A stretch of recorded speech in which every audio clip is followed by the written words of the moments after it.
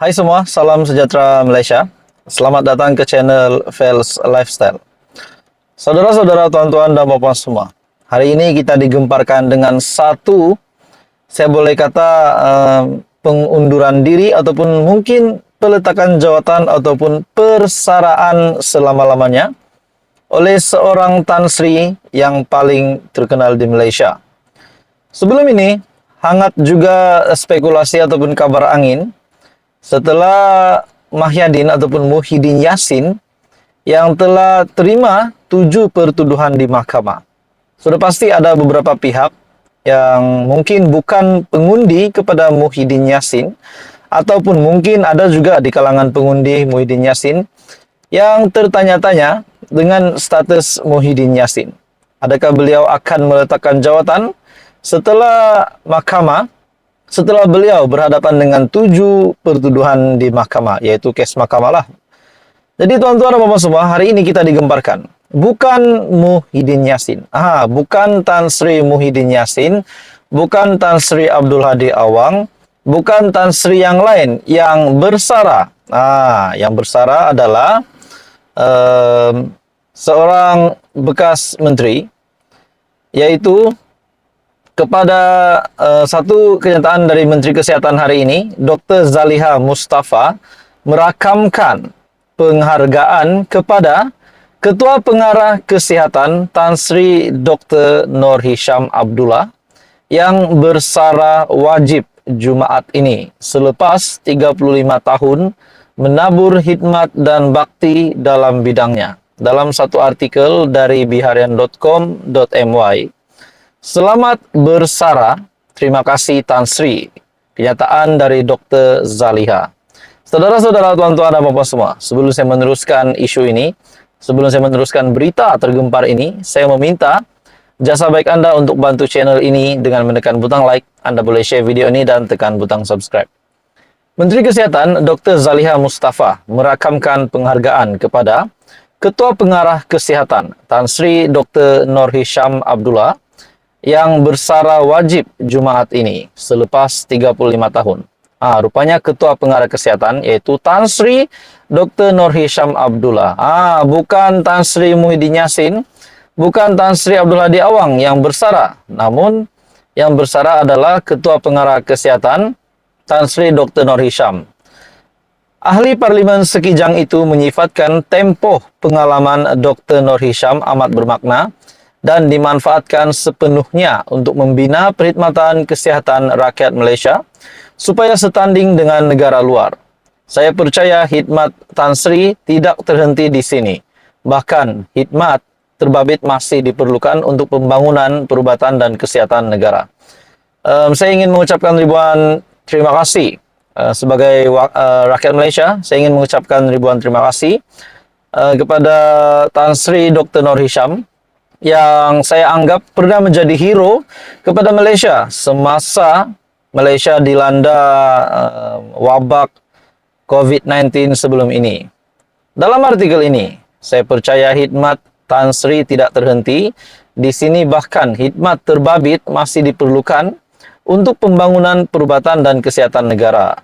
Saya mewakili pihak Kementerian Kesihatan ingin mengucapkan selamat bersara dan setinggi-tinggi ucapan terima kasih kepada Tan Sri Dr. Noor Hisham di atas jasa, khidmat bakti dan sumbangan yang beliau sumbangkan sepanjang perkhidmatan di kementerian ini, katanya menerusi perkongsian di Facebook. Dr. Noor Hisham menjawat sebagai Ketua Pengarah sejak 2013 dan sepanjang tempoh lebih 3 dekad dalam perkhidmatan cemerlangnya, beliau antara individu penting ketika negara berdepan krisis kesihatan akibat pandemik COVID-19. Malah beliau juga dianggap wira rakyat melalui pencapaian terbaik pasukan kesihatan di bawah pimpinannya dalam memerangi penularan virus itu.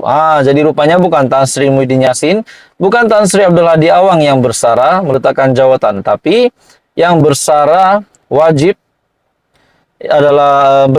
pada Jumat ini adalah Ketua Pengarah Kesihatan Tan Sri Dr. Noor Hisham Abdullah.